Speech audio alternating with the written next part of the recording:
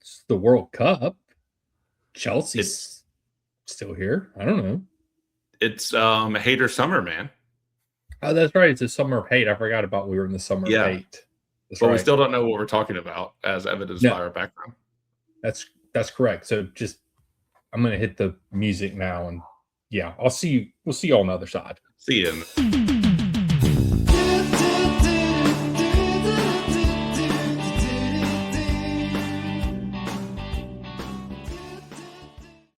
That's my fault. Hello and welcome to the Red, White, and Blues podcast. And nothing has changed here. Daniel still cuts Jason off mid sentence with the intro every freaking week, like I an talk ass. too much. So, Whatever. That was my fault. Yeah, I'm Daniel. He is Jason, and we do this thing about Chelsea, even during the summer when there's nothing to talk about.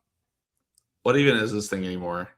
I don't know. It's just a podcast that's completely off the rails every week because there's absolutely nothing happening right now outside of the World Cup.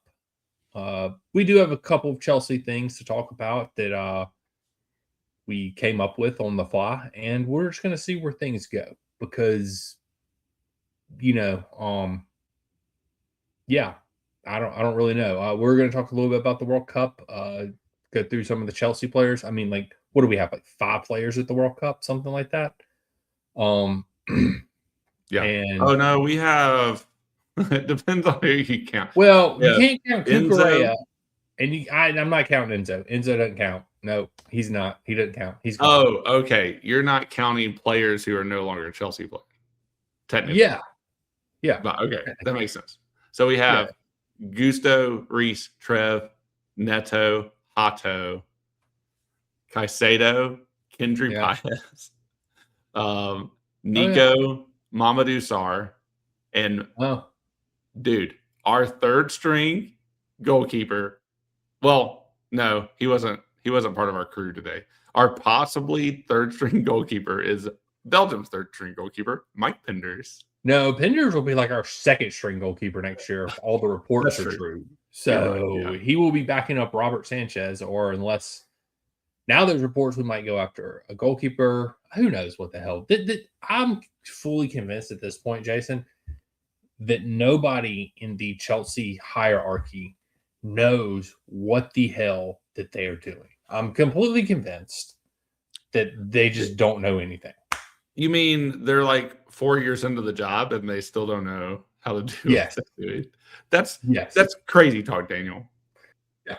How dare you? This is the best project in the world. Old Finkelshits said so. Yeah, Finkelshits, man. What a guy. What a guy. What a guy. But yeah, I don't even know. I mean, we're going to cover transfers Thursday if I don't forget this week. Like I did last week. Jason texted me, "Hey, are you gonna get on the podcast?" And I'm like, I just got done grilling out and I'm eating a hamburger. Sorry, I forgot. To be fair, I was a little late reminding you, and I couldn't do later. So Yeah, I couldn't adjust. So that's fine. on me. That's on me. It's on me. I did not remember. I'm not a spontaneous podcast host. Yeah. So I'm sorry. I'm working on my spontaneity. And I should have been working on that the last 4 years too, because you kind of have to go with it around here with Chelsea land. Yeah, as many coaches as we fire. And speaking of that, Jason, coaches, segue.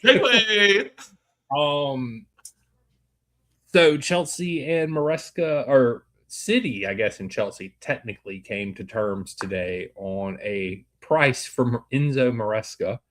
And it was 20 million euros, 17 million pounds that we received compensation for Maresca. And I think now that I think this presents Maresca in a worse light now, because I think now this is sort of admission that they tapped him up, that there was conversations going on behind the scenes, that what Maresca said probably wasn't 100% true with a lot of stuff. So does this sort of change your opinion on Maresca, Jason? Do you think he's a snake, as many people on the X are calling him now?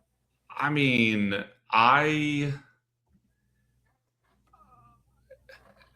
yeah. but also there are gray areas, right? Because I also think the board are snakes. So, That's a like, fair point. I feel like if you're just looking at Maresca as a snake, I mean, all power to you, I guess. But if you want to actually call the situation what it is and just lay all the blame around, then lay all the blame around or pass it around. Because it's not like they gave him a good environment to play in. It's not like, and again, I'm not defending Maresca. Like, at the end of the day, though, this is what I was saying about players, talking about the weather in Madrid. It is all business, and they all have careers that they're managing. And we, as soccer fans, get very possessive and jealous and like we are jealous, ritualistic of the stuff. And so, like, I think that I take that into context too. And so, I don't like anybody to just slag off the club, but also I don't think he was happy here. And he clearly wasn't. Yeah. I think it's pretty evident that the club still didn't give him a right back. And I have no reason. Center back. And I have no reason to believe that that what he said was working within the system that they're working in. It tracks with everything we already knew about the atmosphere and climate of the club. So I think it was a situation that broke down, and he got out, but I think in some ways he saw the writing on the wall, and he got out when he did. And I agree. Yeah, so he was lining up. I mean, we do this in our jobs, in our regular life, right? Like, we literally do. Like, I've gone to interviews behind the back of my current employer. Taking a day off and going to an interview while you're still employed by the same. I agree. The timeline was already fishy with that because I think he's talking about bringing his people and like all of that. And so, like, the timeline was already kind of pointing in this direction. I wish if they cared about Maresca, I think they would have tried to make stuff work. And it doesn't seem like they cared to make it work with Maresca. Yeah. Like the center back issue being the start of it, probably for me. After we had won the Club World Cup and after our starting center back, who was coming into his own, it was probably going to be a worldy center back. And he still can be, but I don't know.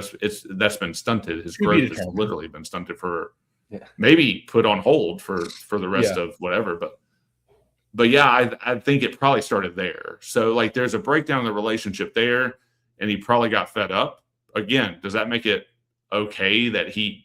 But I mean, if you look at it in our everyday life, it's what we do. I don't know. It's just because we attach all this attachment to it because we are the club, and the club you fight for the badge and blah. We got to kiss it all the time. Blah, kiss the badge. If you don't kiss the badge, you suck.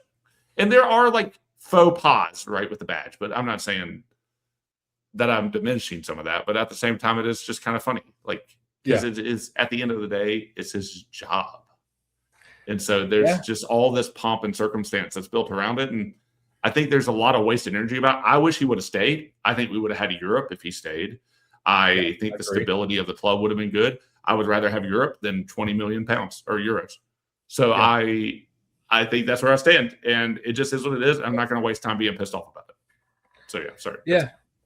I mean, I think that's fair. And I think that, the point about Maresca and like getting fed up with stuff and, you saying that the club, if they would have just done things, to help Maresca or like try to work through it. But I think it goes back to just their view. Everything to them is an asset. Like, the players are an asset. The managers are clearly an asset. They're all interchangeable. None, like, this is quote unquote Alonso is the first, like, I would say, like, real manager we've gotten at Chelsea. But also at the same time, he's still very green. Like, he's only managed Leverkusen and I think Madrid. And I think before Leverkusen, he was like Real Madrid's B team manager or something like that, I think.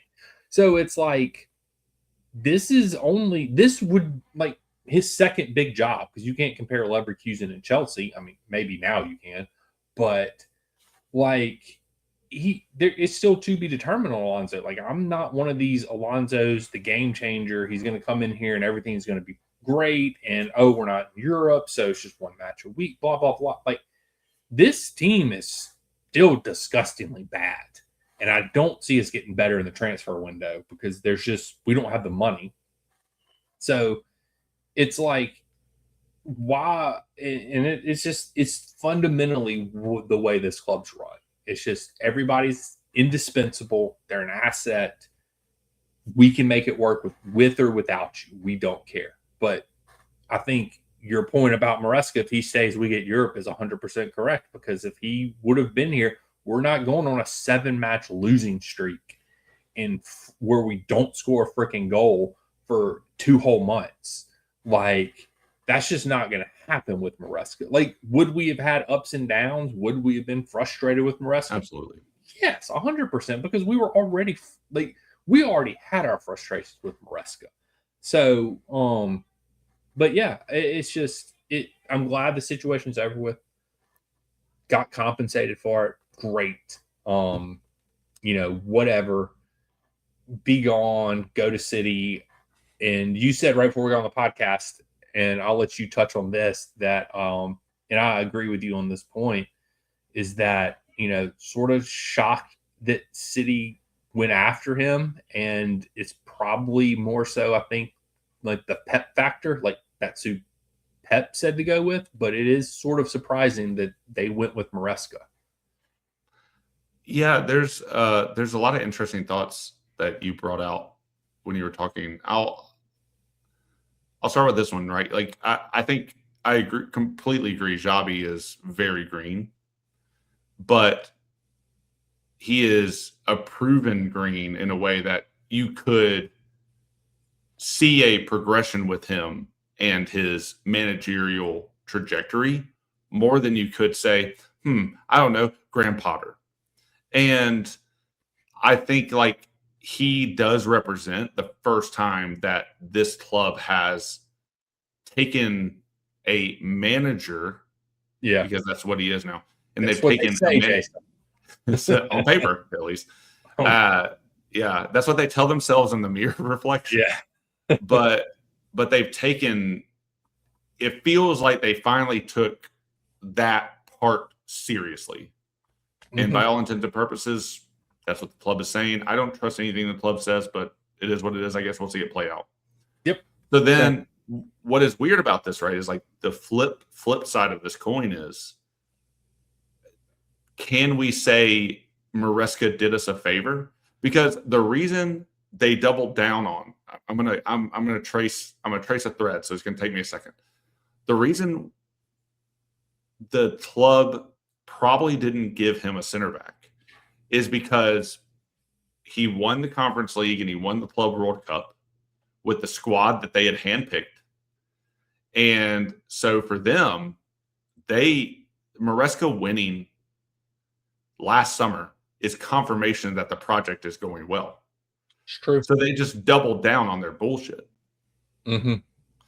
And then Maresca flaked out and was like, well, I'm getting out of here. I'm going to slither away and I'm going to get out. And that causes the club to self-reflect for the first time in 4 years. Whether or not we believe, or to what degree we believe, they self-reflected. Yeah. That is up to every person. But the narrative around how they're going about stuff has changed, at least. So do you thank Maresca for causing the club to go into a period of self-reflection? Because say he did stay on, we still have the turmoil that we have, that we know is going on behind the scenes, and we get Europe, right? Which we just said we'd rather have Europe than 20 million euros. Yeah. And I believe that is do you want Europe or do you want 20 million euros? Because that's the difference in Maresca staying. So, but if he stays, then does that just confirm the project again? Mm-hmm. And then we're just in another year of bullshit. And so I just Maresca leaving is probably the thing that needed to happen. The way that it happened is how I think everybody is mad about it.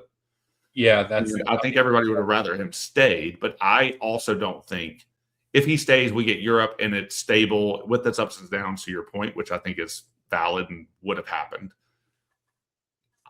And he leaves at the end of the season and takes the city job anyway.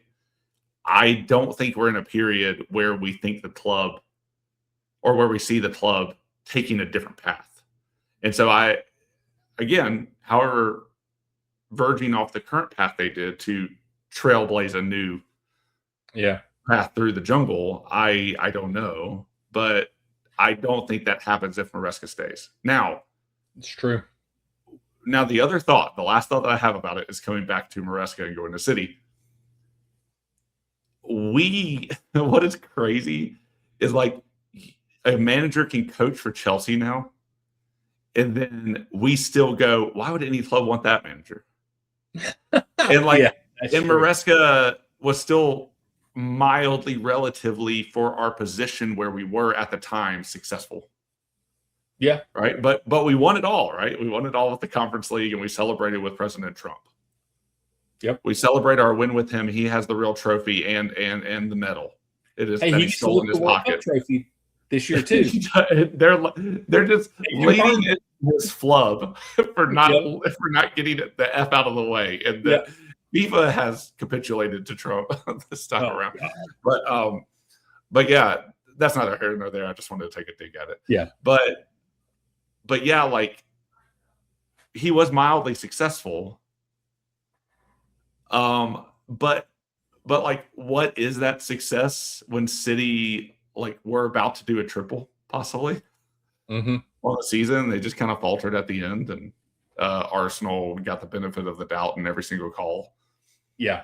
So yeah, I don't know. It's interesting because like you can look at Maresca as an up and coming manager too, but like, is his resume having coached for us better than Xabi's resume having coached for Leverkusen and Real Madrid?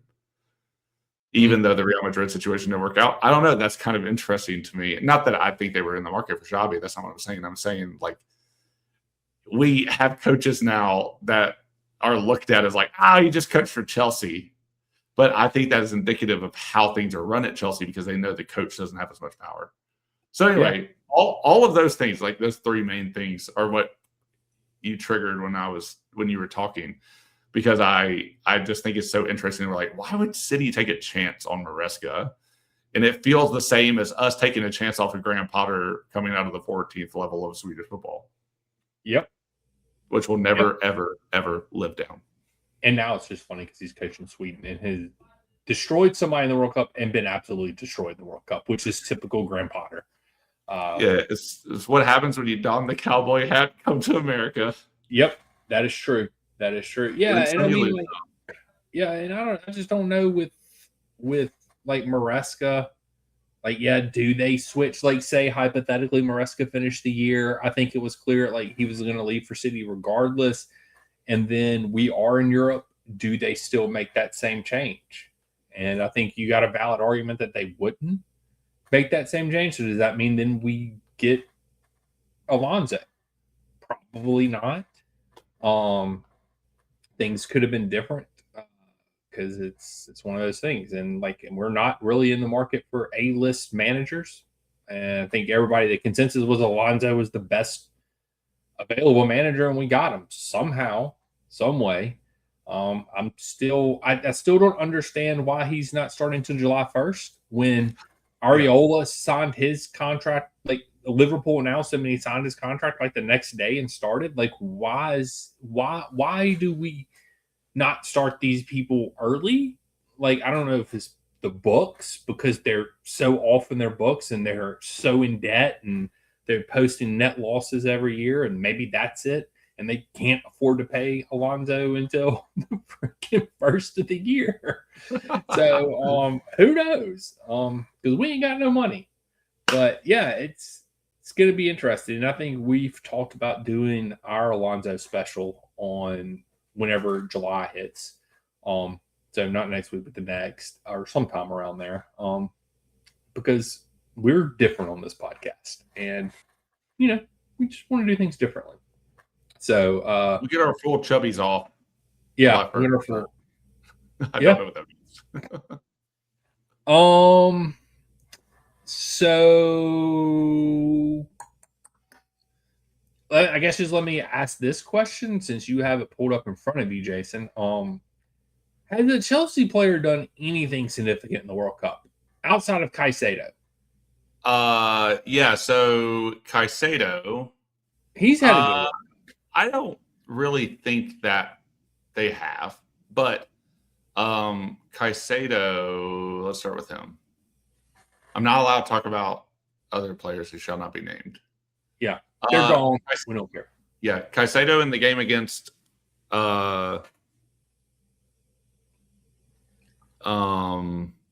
he's played two. Who did they play first? I don't remember, dude. I can't. There's too many teams. Oh, they played Ivory Coast first. Yeah, Cote d'Ivoire, Jason. Yeah. Oh, my bad. Caicedo, he hit the woodwork 3 times.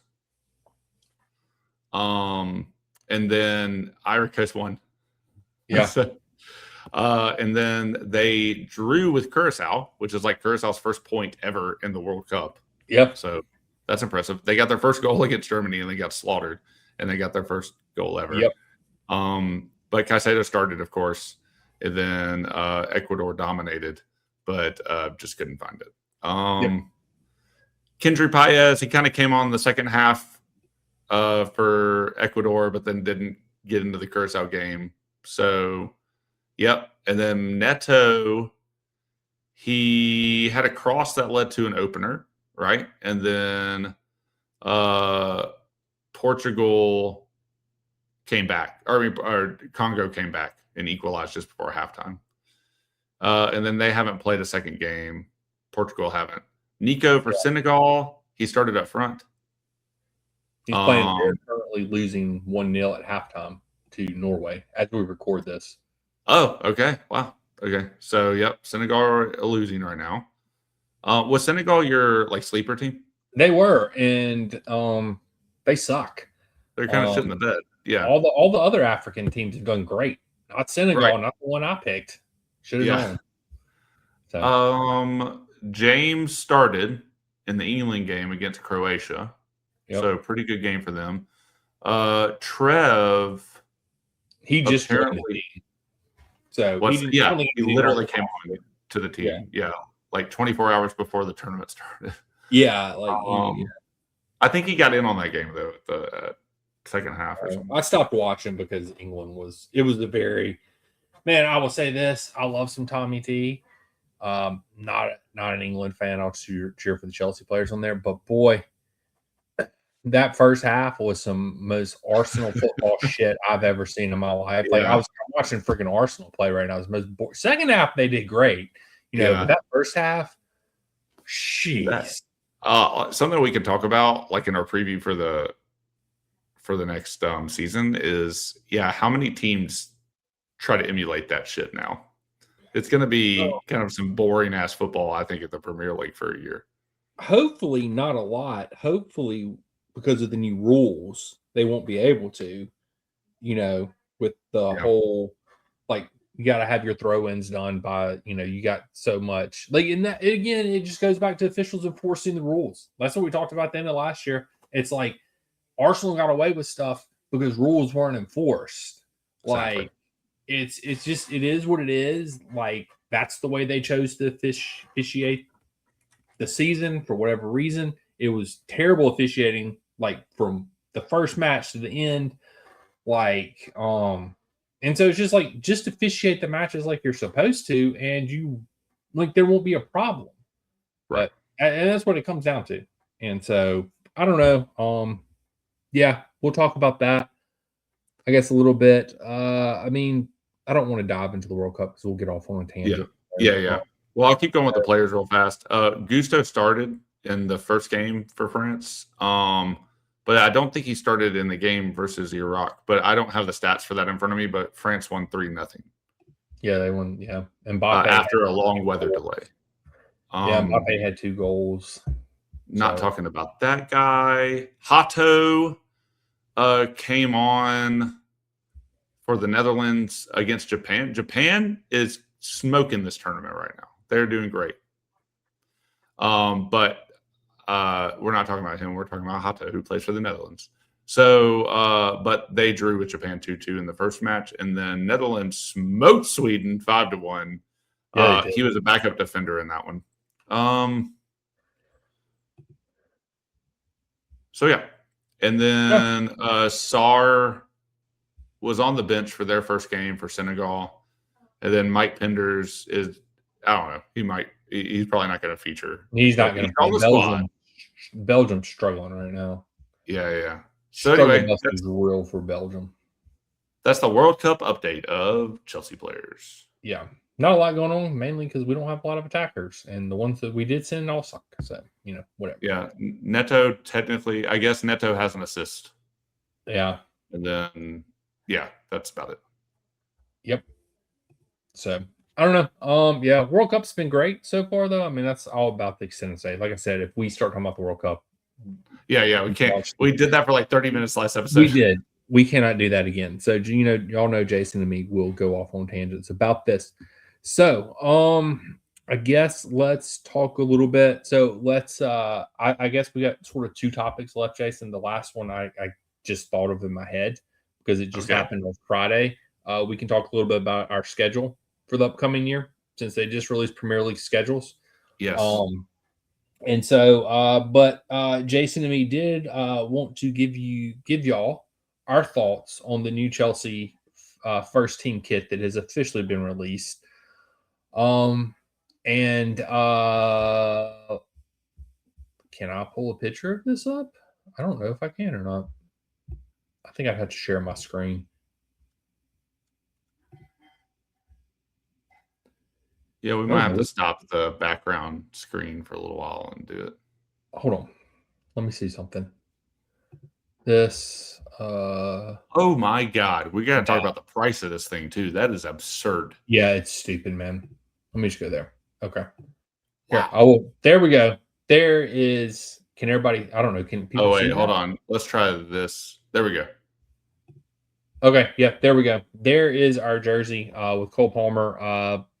There's some better jerseys than that. There's some better pictures. I just picked that one. I don't know why. It was on Twitter. I like that one though because you can see the what the Club World Cup emblem is going to look like. Because what I am looking at, although I'm looking at the Nike one, the one because you can see like it's got the crest. Do you want to hear? I'll stop sharing my screen here. Yeah, you want me to share? Now. Share your screen with the one you're looking at now because I'm assuming you're looking at probably the one from the website. I'm sharing this screen. Let me stop this screen and then share this screen. Yeah, I'm looking on the Nike website. Oh man, no, that's it. I just don't know why is it not showing up? That's kind of annoying. You want me to share my screen? Yeah. Sure. It's not working for me right now. Well, technical difficulties here at the Red White Blues podcast as we try to show you Chelsea's jersey. Okay. Yeah, I have my opinion on it. I hadn't really looked at it because I wasn't super high on it, but or I don't know. I'd seen some initial stuff and I just wasn't sold. But there we go. Is it up? Okay, there it is.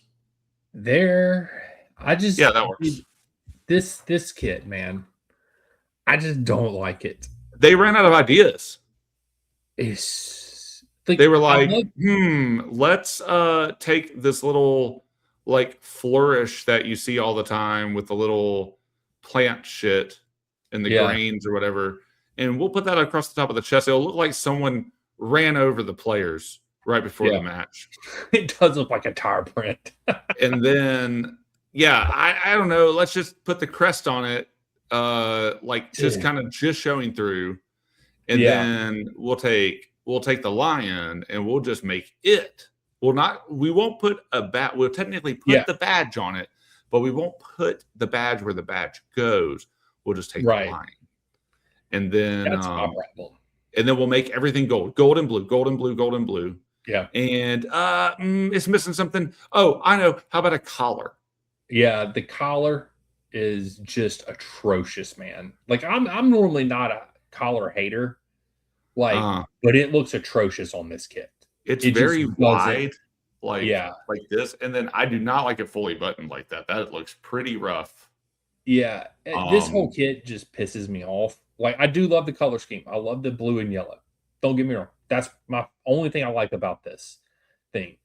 But like the fact that we don't like this is our home kit. I don't care really what you do with the third kit, but I really feel like your home and away kit, the two that you wear the most, should have your badge on it. That's just my opinion. Yeah.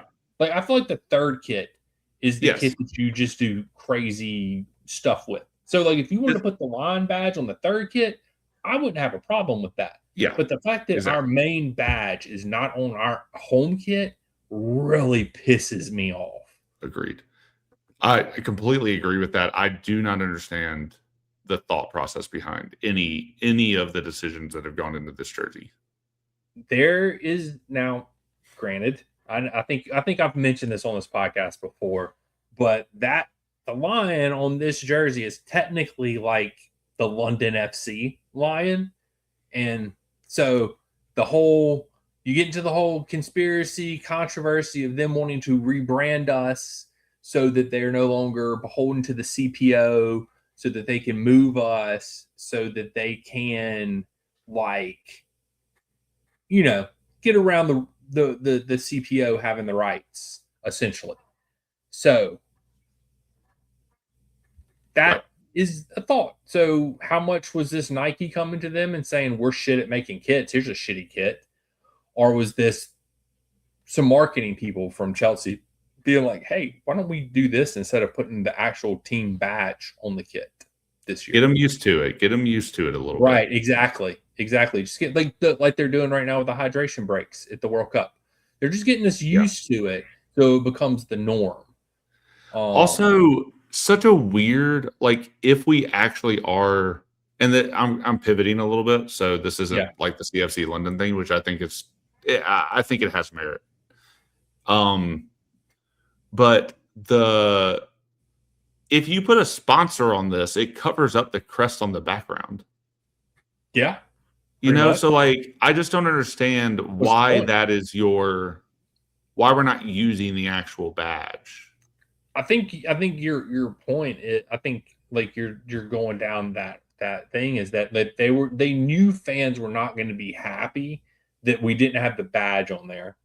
Right. And so they're like, well, we're just going to put it as the background so that they're not as mad. So it's still on the jersey, but it's not like on the jersey, to be covered up later by some stupid sponsor that we get. Well, now to be fair, Jason, if history repeats itself for the fourth year in a row, which it's already been said that we will not have a Furnace shirt sponsor to start the season with. So if history continues it's the stupidest shit ever. But if we continue to go in this trajectory, we just want to have a Furnace shirt sponsor. So what does it even matter? I wonder how much. Can you flip through some of the other pictures, because this jersey has a texture which I am not a huge fan of. It makes it look like it's there it goes. It's like pajamas. Yeah, like it looks comfortable to sleep in. Yeah. Okay, so that's weird. So I can't tell, but is the crest textured itself? Because it looks like it is, looks but that way, but I doubt it. I doubt it. It's textured. But it does look that way. I see what you're saying. That was nice of whoever ran over the shirt to miss the badge completely in the background. Oh, it is textured. Look at that. Yeah, there it is. There you can see like the E on the left side there. Yep. But yeah, I'm not a fan of that. Yeah, that treatment of the lion. I do not like it. This is one of the worst. Yeah, here you can see. There's the close up of the texture. So I mean, it looks like a nightshirt at the end of the day. Like, just wear that thing to bed, man. Yeah. Maybe it's breathable. I don't know. It's also $165. This is, but the one I was looking at was $175. Yeah, there's all the different ones. Like if you go, let's just go look at the Josh Ochimpong shirt. So like Yeah, there's the 192. That's the long sleeve. So like 132 is going to be the cheaper one. That's Which absurd, man. it used to be. It's crazy. There's the 117. That's the kids. It used to be. This is why I haven't bought a jersey in forever. It used to be that the $132 one was like $90, Right. and now it's going up. And then like the nicer ones were like 120, and then they had them for like 190. Like, I wonder if these are even. They don't have a close up of these. I'm wondering if these are textured like the other ones. Oh, okay. They're probably not. It does say print on the right, so it's not going to be the full texture one. Right. Yeah. So I think that's a total dud. That is a failure. That is really, really poor. I am not happy about it. It's just not a good jersey, man. It is what it is. Like, and I mean, like, that's the thing is, like, I think Nike makes some of the most atrocious football jerseys ever to begin with. Like Adidas, if you want good jerseys, Adidas has them. And Nike just shits the bed. And like, I wish we would have stayed with Adidas years ago. Yeah. So I don't know.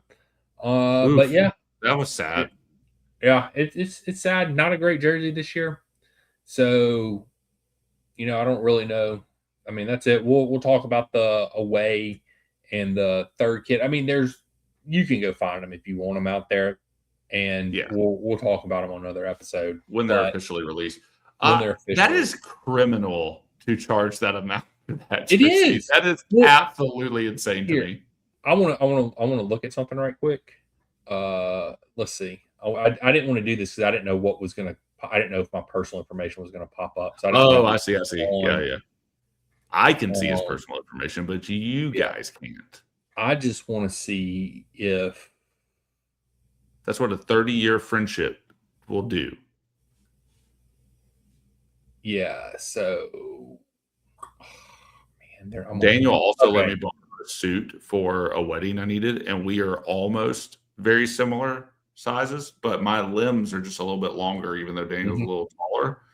But I didn't know. It's a great way to get to know your friend is just wear some of his clothes for a while. It does have my name on it too, on the inside. It does, yeah. You were always with me at the wedding. So Daniel, right now, what you're trying to do is figure out the full price of how to get if you were to order one, right? Yeah. Okay, never mind. It's stupid. I'm done. We'll update later. Yeah, but like I know last year the reason I hadn't bought a jersey yet was because of like they were still charging tariffs last year. Oh, right. And so there was still another like $50 charge on top of that. So it's like, why? Like I'm not doing it. Jerseys are overpriced now. I really want an Estival jersey, but it's not worth it anymore. But yeah. And also the lead up to the jerseys, like it was already pretty much established that because I don't think Enzo and Cucurella featured in any of like the promo images for it. Enzo has. Oh, he did. Okay. Yeah, Enzo has. The only reason I know that is because I looked at a picture a minute ago and he was in one of them. So okay, gotcha. But yeah, I mean, jerseys suck this year. But I guess we can do a little bit of deep dive, and not deep dive, but we can talk a little bit about the schedule. Now, if you want to, they got released on Friday. Oh wow, we're playing Tottenham in a preseason friendly. Didn't even realize that. Do we want to share this one too? We can share the screen of this. I mean, if you want to, you can't. Or do you need me to do it? I don't know if I can. Yeah, we'll talk about it while I figure it out. Yeah. So essentially, like it. Boom. First match. How am I struggling right now? First match is Monday, August 24th, versus Fulham. So we literally start the season out with a London Derby. So at Craven Cottage. So we are away on the first match of the season. Yeah. So that should be fun, I guess. I don't know. It is a Yeah, my dog's going crazy right now. But yeah, I They don't love the like this. schedule.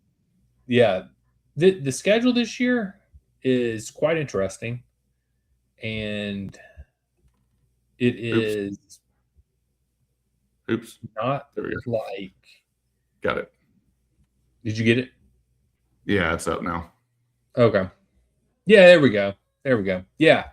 So I mean, like even with our August, the first match in August, because we suck so bad, we might end up playing our first match. Actually, might end up being, I think, in the Caraboa Cup. So if we get drawn in like the Oh, first or second wow. round of the Caraboa Cup, I think it's that Thursday before, That's crazy. if I read Yeah. it correctly. So that actually might end up being our first match this season. So I mean, you got Fulham, Brighton, you got Arsenal in the third freaking match of the season. Like, Yeah. okay, at Arsenal, fantastic. Hull City, Brentford, Bournemouth, Everton, Tottenham, Man United. Man United, Halloween Day. That's going to be fun. That will be That will be fun. pretty fun. That would definitely be fun. A fun match. You got Sunderland, Leeds, Nottingham Forest. After that, here's December. This is where we're going to suck, Jason. Dude, okay. They have screwed us. We needed all the help we could get in December, Yeah. and this is a shit schedule in December. This is diabolical for December. So, like, we have Crystal Palace.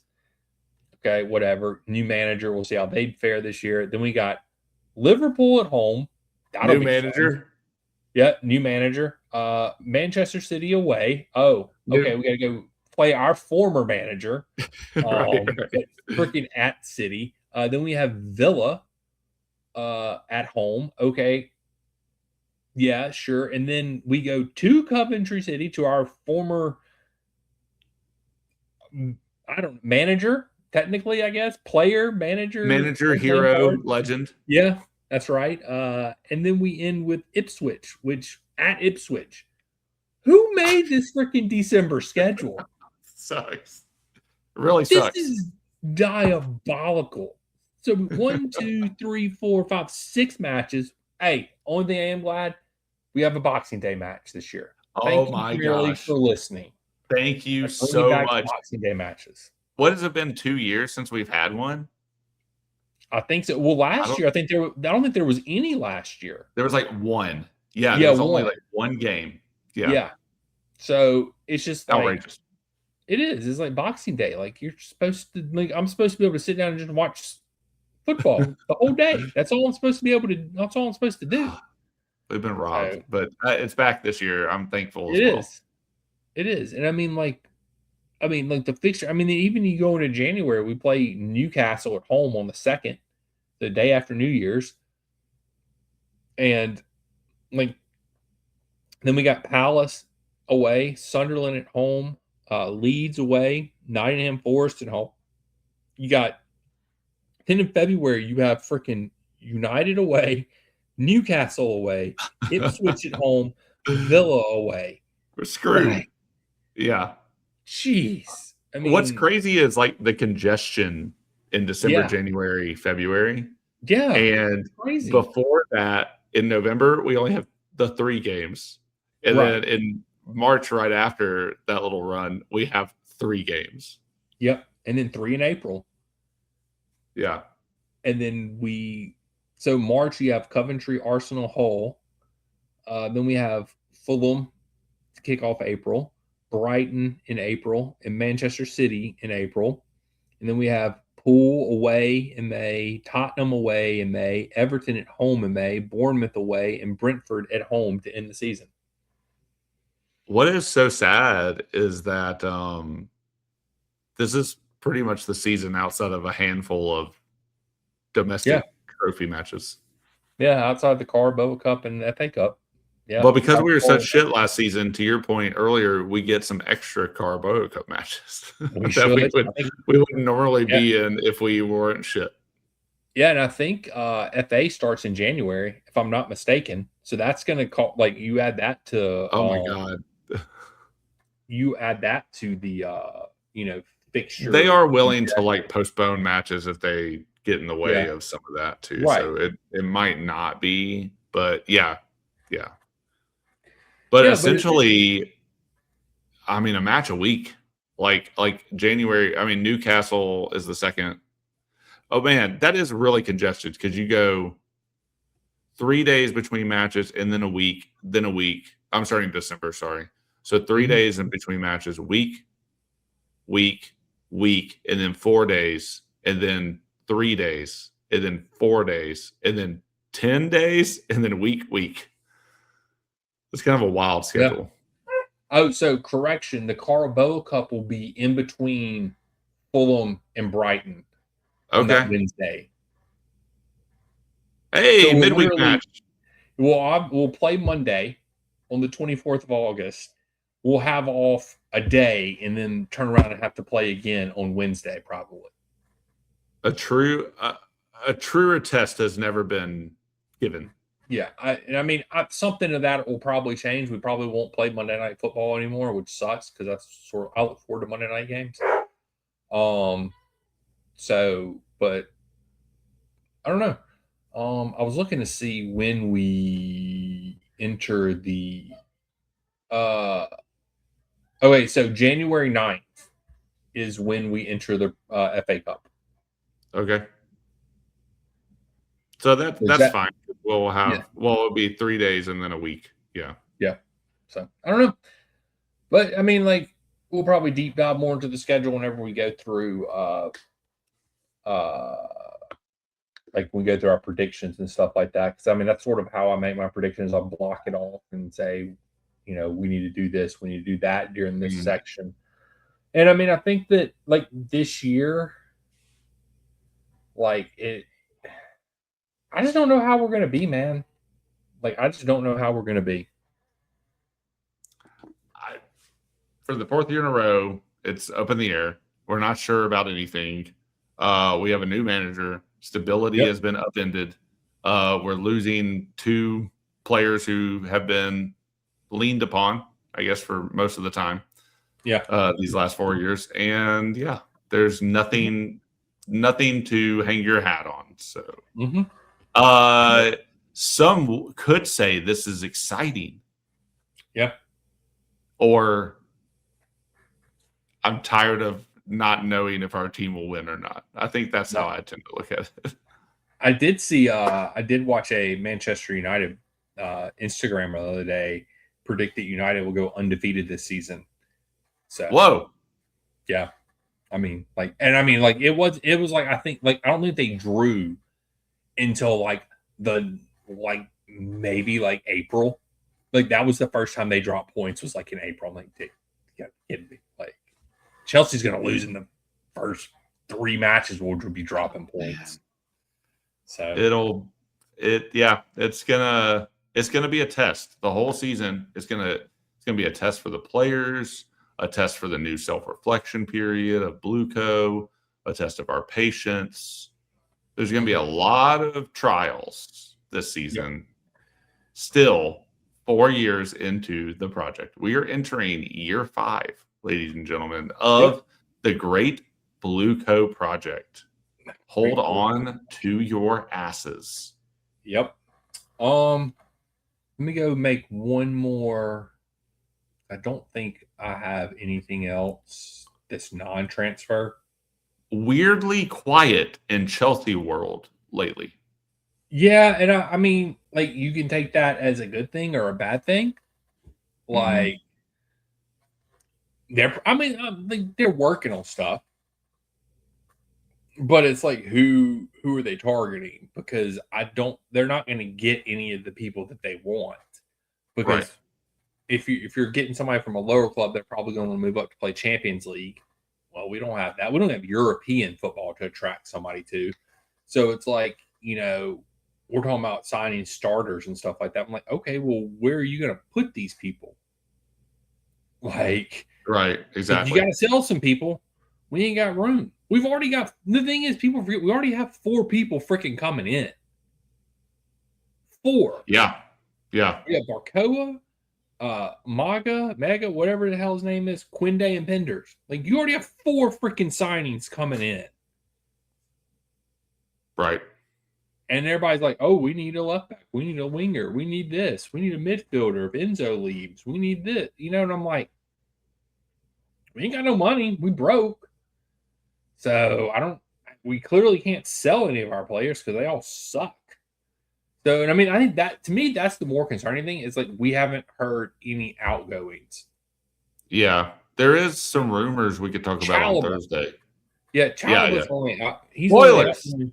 Yeah. Spoilers for Thursday. Everybody already knows. Chalobah situation. But yeah, it's just one of those things. I don't know, man.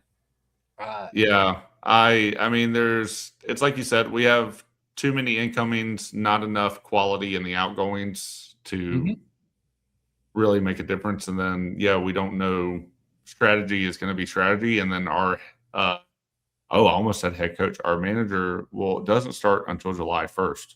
Yeah. So, and with the World Cup, don't imagine there's that much going on.